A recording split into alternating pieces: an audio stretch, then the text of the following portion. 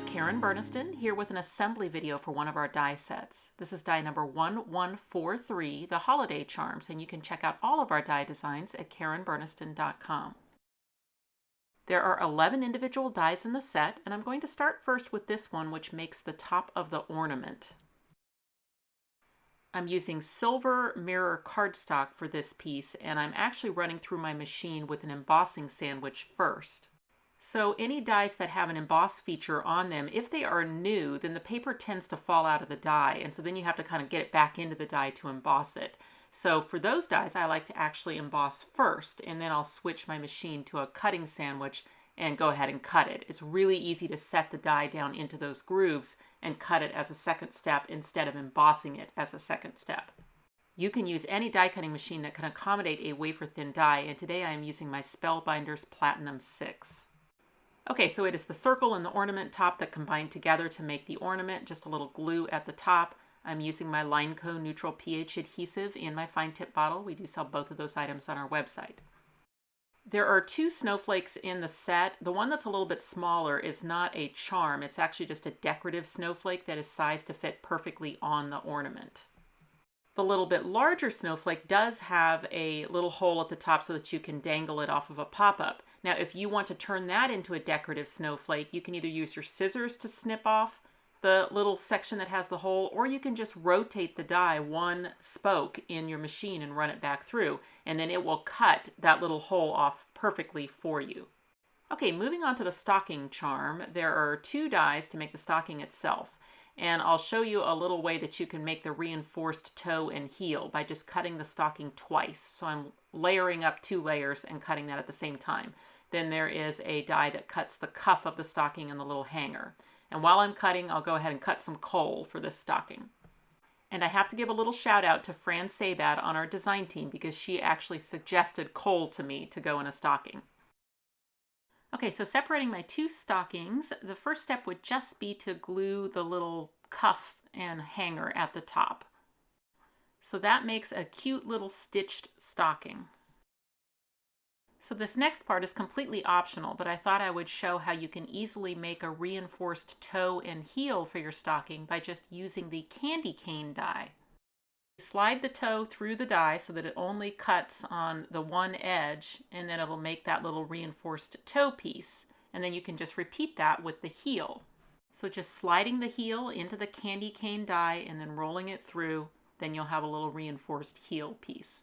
So obviously optional, but if you were making a whole series of stockings, you may want to try that on a few of them just so you have a different look. So for this stocking, I'm going to fill it with those 3 pieces of coal. It's so nice how with our little charm sets, you're able to use your scraps, but then also die cut so many pieces at one time. The candy cane charm is quite straightforward. You just glue the overlay piece over the full piece, and if you don't need the hole because you're not going to dangle it as a charm, you can just cut it off.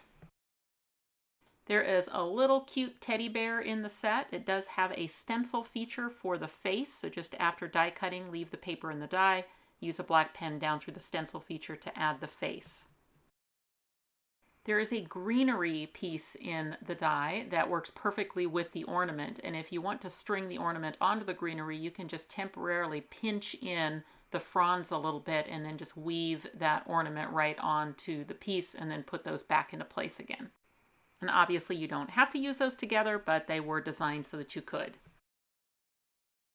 So the teddy bear is sized nicely to fit in the stocking, and then you have a little room next to it. You could try a candy cane or use the bottom half of the candy cane and just make it a peppermint stick.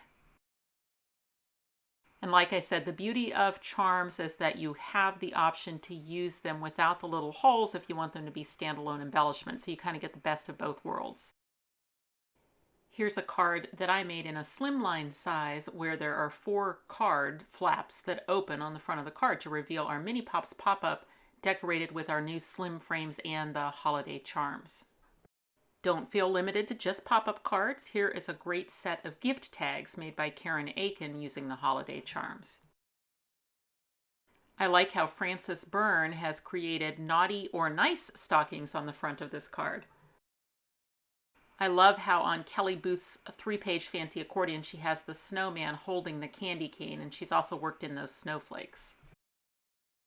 Another fancy accordion, this time a 4-pager by Lois Bach, and she's mixed the new holiday charms with our existing winter charms. Here's a Pop and Swap card by Lois Bach, and notice she's done the naughty and nice stockings inside and then the ornament on the front. The holiday charms are a nice size to be able to be held by a stacked ball animal, and you'll see that here with Frances Burns' reindeer. Here's another card by Frances Byrne where she's used the holiday charm ornaments on the front of the card and also our new snowflakes pattern plate. And then beautiful colors on this card by Karen Aiken, also featuring the holiday charms mixed with the snowflake pattern plate.